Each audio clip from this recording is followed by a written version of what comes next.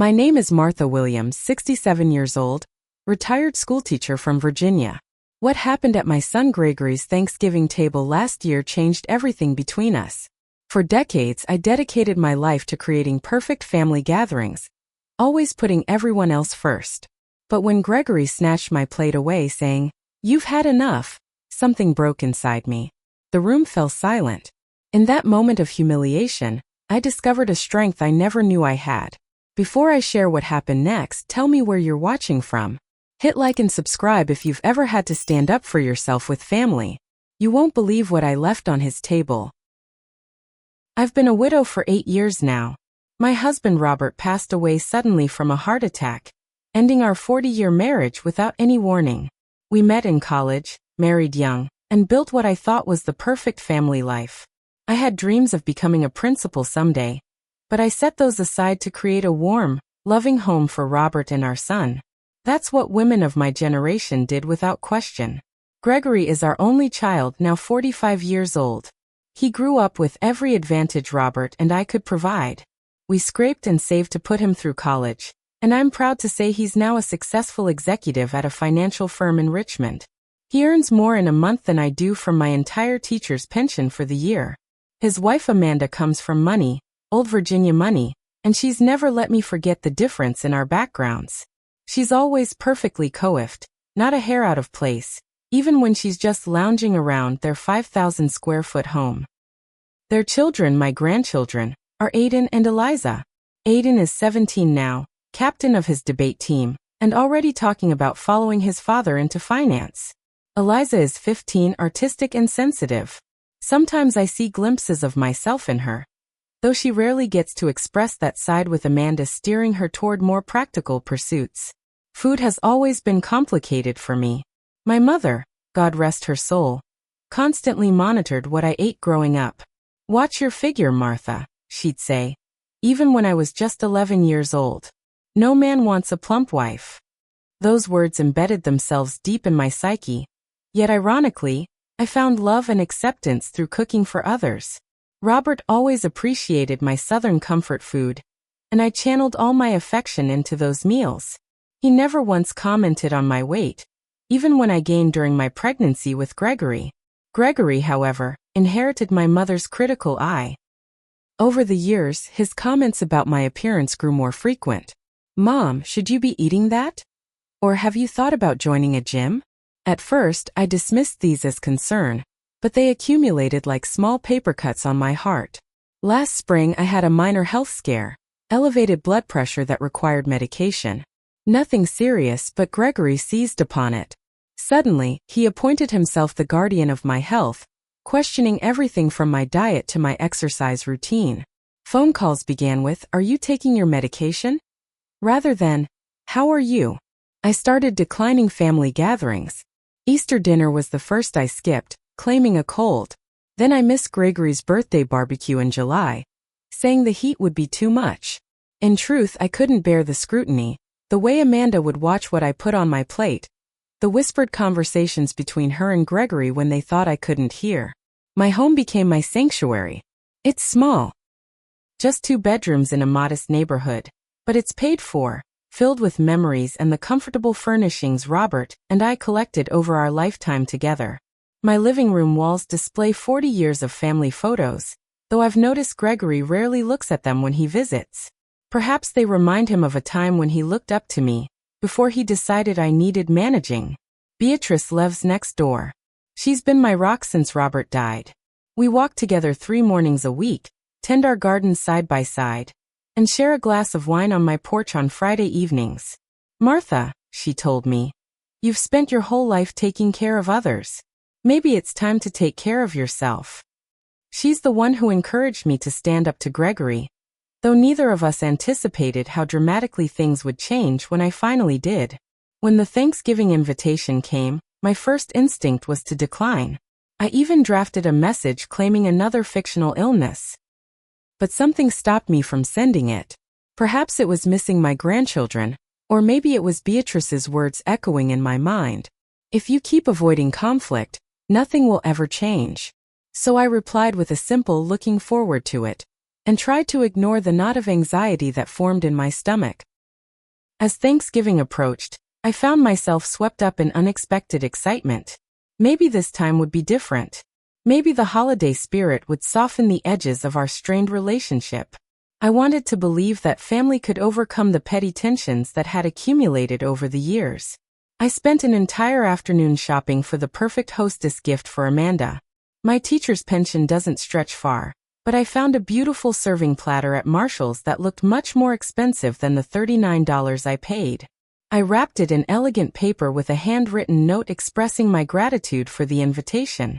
Perhaps this small gesture would help bridge the gap between us.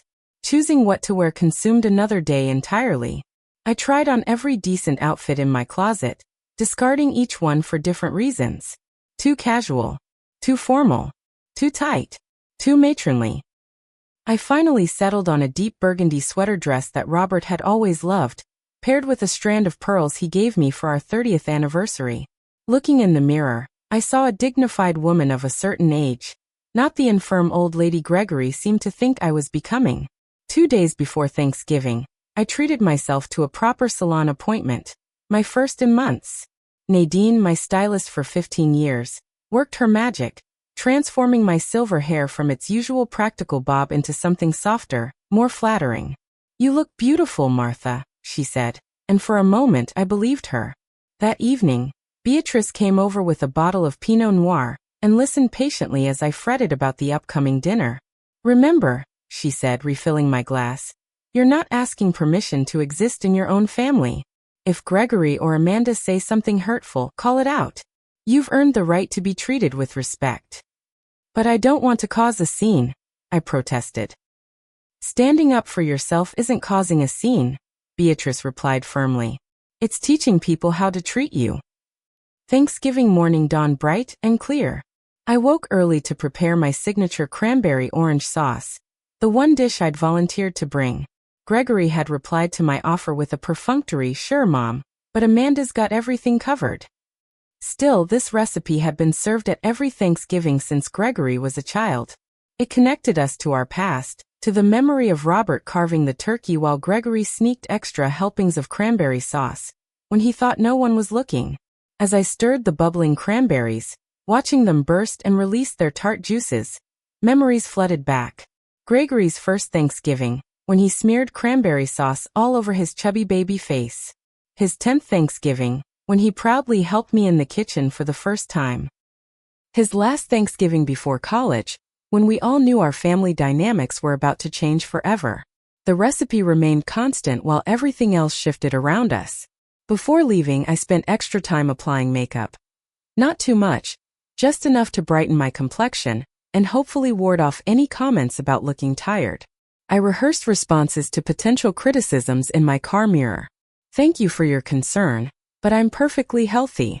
I appreciate your input, but I'm comfortable with my choices." Phrases that asserted boundaries without creating conflict. As a last-minute decision, I tucked a small album of family photos into my purse. Pictures of Gregory growing up, some old snapshots of Robert that the grandchildren might enjoy seeing. Perhaps these visual reminders of our shared history might soften the atmosphere. The 40-minute drive to Gregory's suburban neighborhood gave me time to mentally prepare. I practiced deep breathing techniques I'd learned in a senior yoga class. In through the nose for 4 counts, hold for 7, out through the mouth for 8. By the time I turned onto Maple Creek Lane, my heart rate had almost returned to normal. Just before turning off the engine, my phone chimed with a text message from my sister Judith in Florida. "Remember who you are, Martha. Don't let anyone dim your light. Love you." Her simple support brought tears to my eyes. I dabbed them away carefully to avoid ruining my mascara, straightened my shoulders, and picked up my carefully packed container of cranberry sauce. The door to Gregory's colonial-style house opened before I could ring the bell. Amanda stood there, slim and elegant in a cream cashmere sweater and tailored slacks. "Martha," she said with a smile that didn't quite reach her eyes. "How lovely to see you.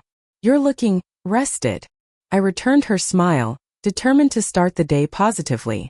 "Thank you for having me, Amanda. You look wonderful as always." I handed her the wrapped serving platter. "Just a small token of appreciation." "How thoughtful," she replied, setting it aside without opening it. Come in, everyone's in the great room. I stepped into the foyer, breathing in the artificial cinnamon scent from expensive candles. The house was immaculate as always, decorated in the neutral tones Amanda preferred. No evidence of actual living happened here. No books left open, no throw blankets casually draped over furniture, no misplaced shoes. It was like walking into a home design magazine rather than a family residence. Grandma! Eliza spotted me first, briefly looking up from her phone. She crossed the room to give me a quick hug before retreating back to the sofa and her screen. Aiden nodded in my direction. Hey, Grandma. No hug, no movement from his position by the fireplace where he was texting furiously. Gregory emerged from his home office still on a call. He held up one finger to indicate he'd be just a minute, then continued his conversation about quarterly projections and market forecasts. I stood awkwardly in the center of the room, still holding my purse and the container of cranberry sauce. When he finally ended his call, Gregory approached with a businesslike efficiency.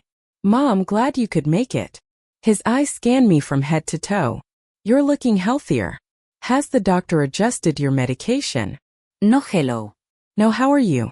Just an immediate assessment of my physical condition. I'm doing very well, thank you, I replied, trying to keep my voice light. Where should I put my cranberry sauce? Kitchen, I suppose. Amanda's got a whole spread planned. He gestured vaguely toward the back of the house. I need to make another quick call before dinner. I made my way to the kitchen, a sprawling space with marble countertops and professional-grade appliances that Amanda barely used.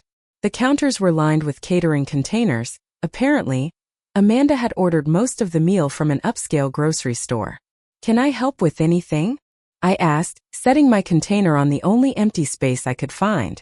Amanda barely glanced up from arranging cheese and crackers on a platter. Everything's under control. I've been planning this for weeks. She nodded toward my cranberry sauce.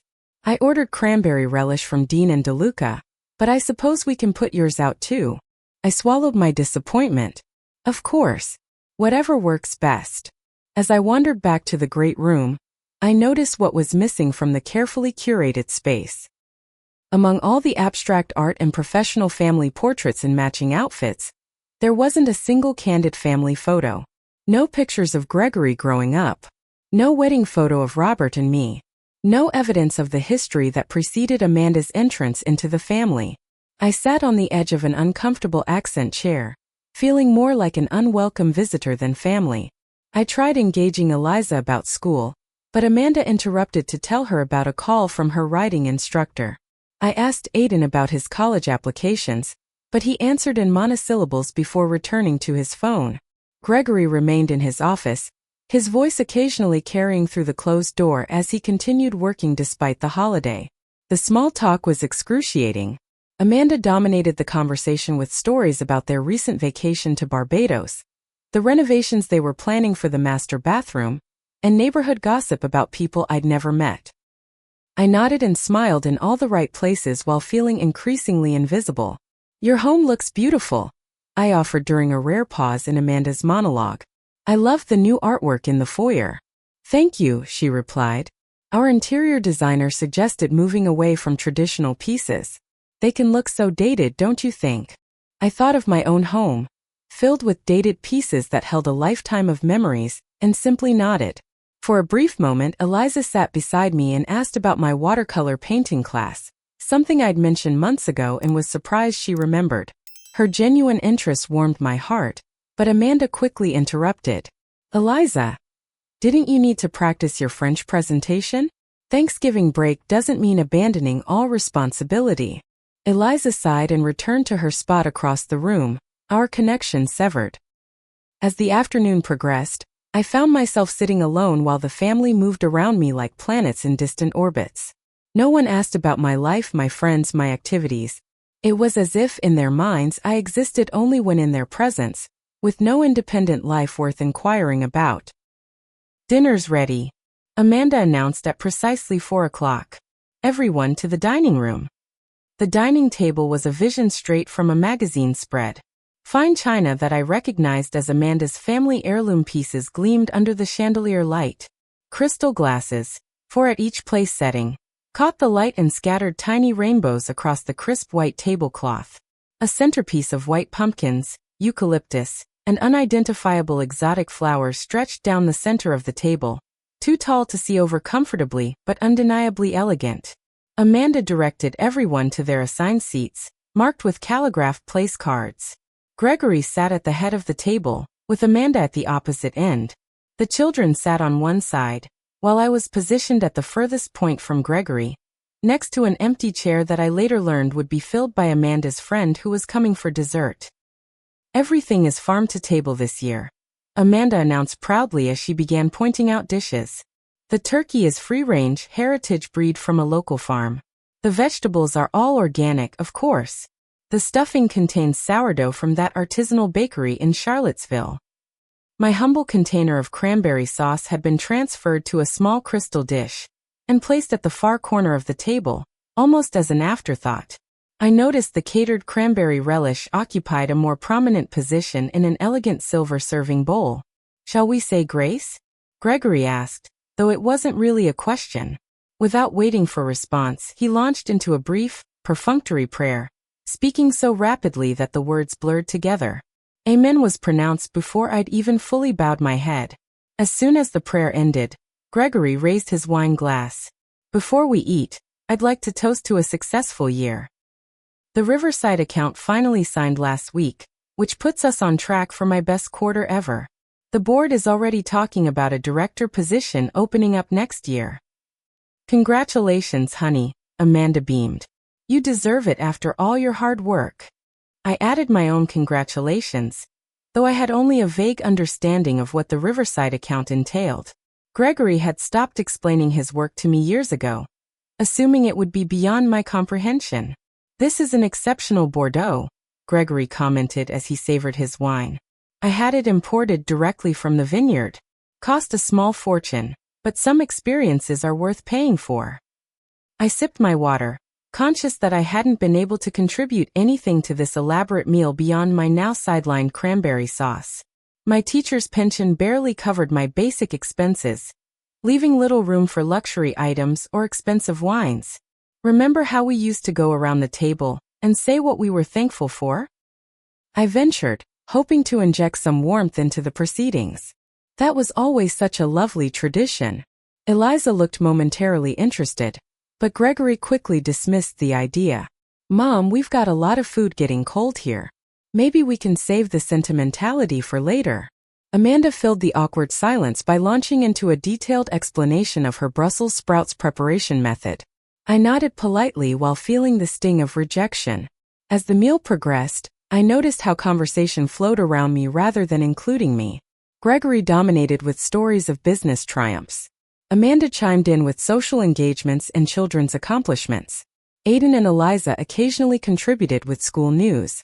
When I attempted to share a funny story about my neighbor's cat, Amanda checked her watch mid-anecdote and interrupted to ask Gregory about dessert timing, since her friends would be arriving soon. "I've invited Diane and Thomas for dessert," Amanda explained to me as an afterthought. "Gregory's been wanting to discuss investment opportunities with Thomas. I hope you don't mind." The addition of strangers to our family gathering further cemented my feeling of displacement. This wasn't a sacred family holiday anymore. It was a networking opportunity, a performance of domestic perfection with me as an awkward extra in the scene. Gregory's phone rang twice during dinner, and both times he excused himself to take the calls. "Can't be helped," he explained after the second interruption. "When clients worth millions call, you answer." I glanced at the grandchildren, wondering if they found this behavior as odd as I did. Thanksgiving dinners in my home had a strict no-phone policy, established by Robert, who believed family time was sacred. But Aiden and Eliza seemed unperturbed, using their father's absence as an opportunity to check their own phones beneath the table. I tried once more to connect with my grandchildren. "How's school going? Any favorite subjects this year?" Aiden shrugged. "It's fine. Nothing special." Eliza started to tell me about her art class, but Amanda quickly redirected. "Eliza's doing exceptionally well in her AP classes. Her French teacher thinks she could be fluent by graduation." As I watched the interaction, a realization slowly formed. In this carefully constructed world, There was no room for the person I actually was. My role was to admire, to affirm, to fade into the background when inconvenient. The weight of invisibility pressed against my chest, making each breath a conscious effort.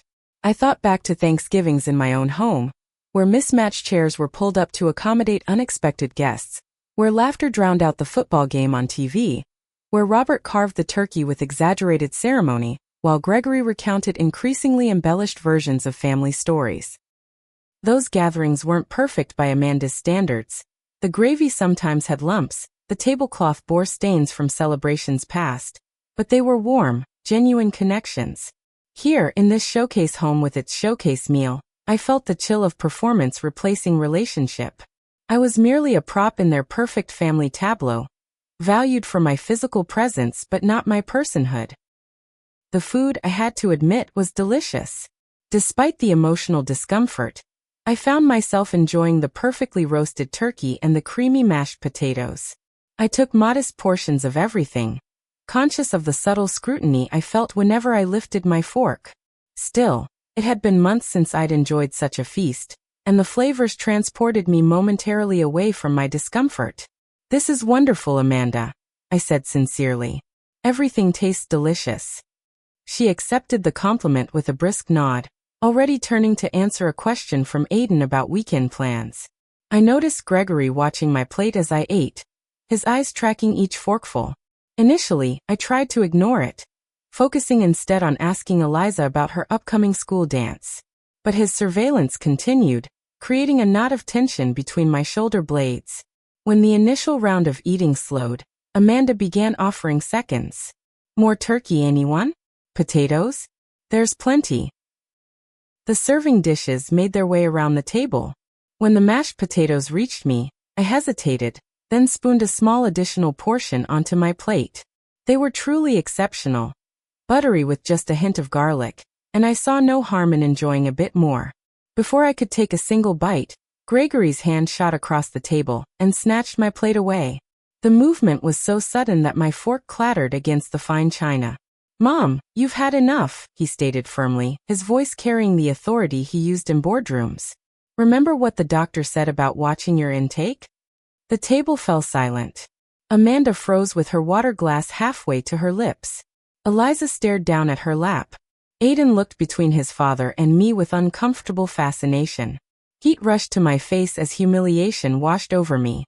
I felt transported back to childhood, to my mother slapping my hand away from the cookie jar, to being publicly shamed for my appetite. But I wasn't a child. I was a 67-year-old woman being treated like an incompetent in front of my family. "I think your mother knows her limits, Gregory," Amanda said, but her tone suggested agreement with her husband rather than support for me. Her words were for appearances only, a thin veneer of politeness masking the underlying message. "We know better than you do." Gregory didn't return my plate. Instead, he set it on the sideboard behind him, physically removing my ability to choose for myself. "The doctor was very clear about your heart health, Mom. High blood pressure requires dietary discipline. I'm just looking out for you." My hands trembled in my lap. I opened my mouth to speak, but no words came out. The familiar pattern reasserted itself. Gregory decided I complied. It had been this way since Robert died, perhaps even before, but never so blatantly disrespectful. "I think I'll have a bit more of everything," Gregory announced, serving himself generous seconds while my plate sat abandoned behind him. The advantage of regular exercise is being able to indulge occasionally. The implied criticism hung in the air. I hadn't been physically inactive by choice. Arthritis in my knee had limited my mobility for several years, though water aerobics at the senior center had been helping recently. Not that Gregory had ever asked about my exercise routine or recovery progress. The conversation resumed around me, flowing over and around my silence like water around a stone. I sat motionless, a hollow feeling expanding in my chest. This wasn't just about food or health. It was about power, about Gregory's belief that he had the right to control me, to make decisions for me without my input or consent. Memories flooded back. Gregory insisting I sell my car after one minor fender bender. Gregory reviewing my finances and suggesting I couldn't manage my own money. Gregory scheduling doctor's appointments without consulting me first. A pattern of small usurpations that I had allowed, even welcomed sometimes, mistaking control for care. Would you please excuse me? I finally managed, my voice barely above a whisper. I need to use the restroom. No one objected. I doubt anyone really noticed as I slipped away from the table, legs unsteady beneath me. In the pristine guest bathroom, I gripped the marble countertop and stared at my reflection. My carefully applied makeup couldn't hide the flush of humiliation on my cheeks or the hurt in my eyes. Tears threatened, but I held them back through sheer force of will. I wouldn't give Gregory the satisfaction of red eyes and a blotchy complexion when I returned. I took deep breaths, counting slowly as the yoga instructor had taught me. In for 4, hold for 7, out for 8. Gradually my hands stopped trembling. As my breathing steadied, an unexpected memory surfaced. Robert, in the last year of his life, noticing how Gregory had begun speaking over me at family gatherings. Don't let him diminish you, Martha, he'd said later that night. You're his mother, not his child. Never forget that. I hadn't understood then how prophetic those words would become. Without Robert as buffer, Gregory had gradually assumed authority over me, positioned himself as the decision-maker, the responsible adult to my supposedly declining elder. And I, grief-stricken and uncertain in my new identity as widow, had allowed it. The realization didn't come as a lightning bolt, but as a slow dawning. The embarrassment receded, replaced by something unfamiliar yet powerful, anger. Not a destructive rage, but a clarifying force that burned away the fog of self-doubt. I stood straighter, meeting my own gaze in the mirror. Enough, I whispered to my reflection. The word Gregory had used against me now became my rallying cry. I had indeed had enough, not of food, but of disrespect, of invisibility, of being treated as less than the capable adult I was. I smoothed my hair, reapplied my lipstick, and returned to the dining room with new resolve shining in my eyes. The conversation continued unabated, no one having apparently noticed my extended absence. My plate remained on the sideboard, a visual reminder of my diminished status. But something had shifted inside me. I retook my seat quietly, observing the family dynamics with new clarity. For the first time, I wasn't just hurt by their behavior. I was seeing it objectively, recognizing it for what it was. And I was done accepting it. I sat quietly through the remainder of dinner, observing the family interactions with new awareness.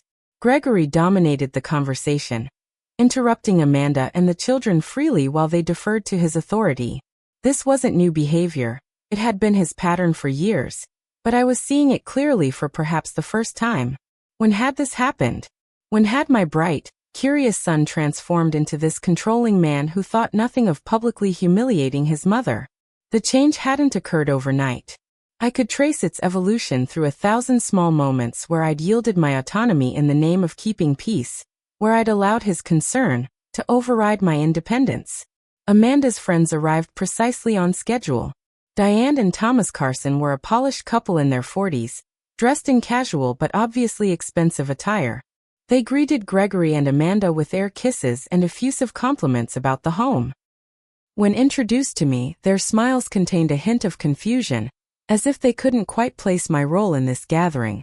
"Thomas, you remember my mother," Gregory said dismissively. "She's joining us for the holiday." Joining us. As if I were an optional addition rather than family. As if I needed permission to be present at my son's Thanksgiving table. The dessert course was laid out on the dining table.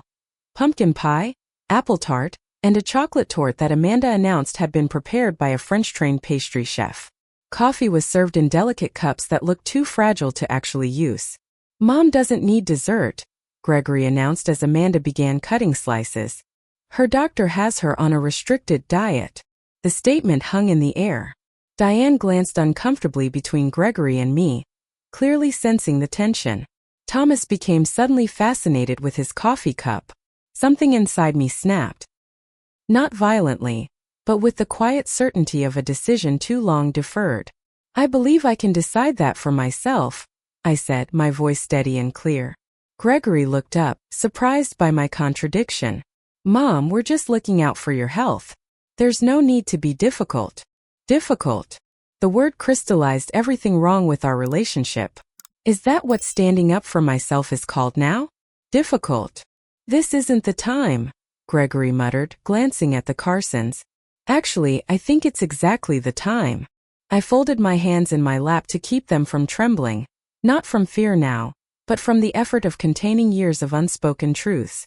I've sat here today watching how you speak to me, how you speak about me, as if I'm not a fully functioning adult capable of making my own decisions. Mom! I'm not finished, Gregory. The authority in my voice surprised even me. Taking my plate away was not an act of concern. It was an act of control, and it was deeply disrespectful. Amanda attempted to intervene. Martha, I'm sure Gregory didn't mean to upset you. He's just concerned about your health, as we all are. I turned to her with calm clarity. Amanda, when was the last time you asked me about my health rather than making assumptions? When was the last time either of you inquired about my life, my activities, my happiness? Her mouth opened and closed without producing words. The issue isn't just about today or about food, I continued. It's about a pattern of behavior where my autonomy is disregarded, where I'm treated as an obligation rather than as family, where my presence is tolerated but my personhood is ignored. Gregory's face flushed with anger. You're overreacting, making a scene in front of our guests over nothing. It's not nothing to me, I replied, maintaining my composure. Being treated with basic respect isn't an unreasonable expectation. I addressed each family member directly, keeping my voice level. Gregory, when you take my plate or make decisions about what I can eat, you're treating me like a child, not your mother. Amanda, when you dismiss my contributions or talk over me, you're sending the message that my thoughts don't matter. Aiden and Eliza, when you barely acknowledge my presence, you're learning that older family members are disposable once they're no longer useful. Eliza looked up, meeting my eyes for the first time with what appeared to be dawning recognition. Something passed between us, a silent acknowledgement, perhaps even the faintest hint of respect. This is ridiculous, Gregory muttered, but I noticed uncertainty creeping into his expression. He wasn't accustomed to being challenged, especially not by me. We can discuss this later, Amanda suggested, clearly desperate to change the subject. The pies are getting cold. No, I said simply. We've put this conversation off too long already. I've allowed this treatment because I thought keeping peace was more important than keeping my dignity. I was wrong. The table had fallen completely silent. Even the Carsons seemed frozen in place, unwilling to move lest they draw attention to their presence in this suddenly intimate family moment. What exactly do you want, Mom? Gregory asked, his tone suggesting I was making unreasonable demands. I want to be treated with the same respect you'd show any other adult. I want to be asked rather than told. I want to be seen as a person with agency, not as a problem to be managed. I paused, gathering strength for what needed to be said next. And until that happens, I think it's best if I remove myself from situations where my dignity is compromised. You're leaving? Now. Gregory's incredulity would have been comical under different circumstances. Because I didn't want you to overeat and risk your health? I'm leaving because I've realized that I deserve better than this, I replied, rising from my chair with as much grace as I could muster. And because sometimes the only way to teach people how to treat you is to show them what they lose when they don't. Gregory stood as well, anger visible in the tightness around his mouth. You're embarrassing yourself. And us. No, Gregory. For the first time in a very long time, I'm honoring myself. Without further discussion, I walked calmly from the dining room to collect my purse and coat. Behind me, I could hear Gregory's angry whispers and Amanda's attempts to salvage the social situation with the Carsons. Aiden and Eliza remained silent witnesses to the seismic shift in family dynamics. As I gathered my belongings, I felt no triumph, no vindication, only a quiet certainty that this necessary rupture might eventually lead to healing. But first, there needed to be consequences. Gregory needed to understand that respect wasn't optional in our relationship. It was foundational. With deliberate movements, I prepared to leave the house where I had never truly been welcome. Not as my authentic self, at least. Only as the compliant, invisible version Gregory had constructed in his mind. In the kitchen, Away from the awkward tension of the dining room, I found a notepad and pen next to the phone. The house had gone strangely quiet. I could hear murmured conversation, but couldn't make out the words.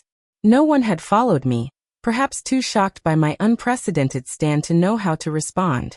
I deliberated for only a moment before writing my note. The words came with surprising clarity. When you're ready to treat me with respect, you know where to find me. Until then, I'll be fine on my own. From my purse, I extracted the small ring of spare keys I'd carried since Gregory moved into this house 5 years ago. Emergency keys, he'd called them, though they'd never been used for any emergency. I placed them on top of the note, the metal making a soft click against the granite countertop. Without fanfare or dramatic goodbye, I slipped out through the side door to the garage. No one saw me leave. There was a certain poetry to that. I'd been invisible in their home for so long that my actual departure went unnoticed. The drive home was a blur of conflicting emotions. Tears came freely now, no longer held back by pride or determination. I cried for the relationship I wished I had with my son, for the grandchildren growing distant under the influence of their parents' example, for Robert who would have known exactly what to say to repair this breach. But beneath the grief ran an unexpected current of relief. The weight of pretending, of shrinking myself to fit into the narrow role allowed me, had been exhausting. Even through the tears I felt lighter somehow. When I arrived home I called Beatrice. "Can you come over?" I asked, not bothering to hide the emotion in my voice. I could use a friend right now. True to form, she appeared at my door 15 minutes later with a bottle of Merlot and zero judgment. We sat on my comfortable, slightly shabby sofa while I recounted the events of the day, interrupted occasionally by fresh waves of tears or justified indignation. "I'm proud of you," Beatrice said when I finished. "That took real courage." "I don't feel courageous," I admitted. "I feel terrified. What if this is it? What if I've permanently damaged my relationship with my only child?" "Martha," Beatrice said gently, "that relationship was already damaged. You just stopped pretending it wasn't. That's the first step toward genuine healing. Naming the wound." We shared the wine and ordered Chinese food, creating our own alternative Thanksgiving that felt more authentic than the performance I'd left behind. Beatrice shared stories of her own family tensions, reminding me I wasn't alone in navigating complicated relationships. Around 9 o'clock, my phone began buzzing with notifications. Gregory calling repeatedly. I silenced it after the third attempt, not yet ready for that conversation. Text messages followed, initially angry accusations about embarrassing him in front of friends, gradually shifting to expressions of concern about my driving home upset. By midnight, the tone had changed again, with a surprisingly vulnerable message from Gregory. "I don't understand what happened today. Please call me." Most surprising was a text from Amanda, sent well after I assumed they'd gone to bed. "I'm sorry if we made you feel unwelcome. That was never the intention." Intention versus impact, a concept I'd tried to teach my students for years. People could have the best intentions while creating devastating impact through their actions. The apology was imperfect but suggested at least a glimmer of reflection. I turned off my phone and allowed myself to be present in the moment with Beatrice, grateful for uncomplicated friendship in the midst of family complexity. The weekend passed in peaceful solitude. I puttered around my house, rearranging photos on the mantel, removing some that had begun to bring more pain than pleasure. I replaced Gregory's college graduation portrait with a painting I'd done in my watercolor class, not technically accomplished but expressive of my growing sense of self. I began tentative preparations for Christmas, setting up my small artificial tree by the window. For years, I'd spent Christmas at Gregory's house, sleeping in the uncomfortable guest room, participating in their elaborate traditions while missing the simpler celebrations of the past. This year would be different. This year would be on my terms. Sunday evening, as I was enjoying a cup of tea and the latest Louise Penny novel, my doorbell rang. Through the peephole, I saw Gregory standing on my porch, hands shoved into his coat pockets, looking uncharacteristically uncertain. Part of me wanted to pretend I wasn't home, to postpone this inevitable confrontation. But avoidance had created this situation in the first place. Growth required courage. I opened the door but remained in the threshold, neither inviting him in nor sending him away. "Hello, Gregory." "Mom." He shifted his weight from one foot to the other. "You haven't been answering your phone." "I needed some time to think," I replied. "And perhaps you did too. Can I come in? It's freezing out here." I hesitated, then stepped aside. This was my home, my territory. Here I could speak my truth without fear of being outnumbered or dismissed. Gregory entered, immediately looking out of place among my comfortable, unpretentious furnishings. He declined my offer of tea and sat stiffly on the edge of the armchair Robert had favored. "You left your keys," he began awkwardly.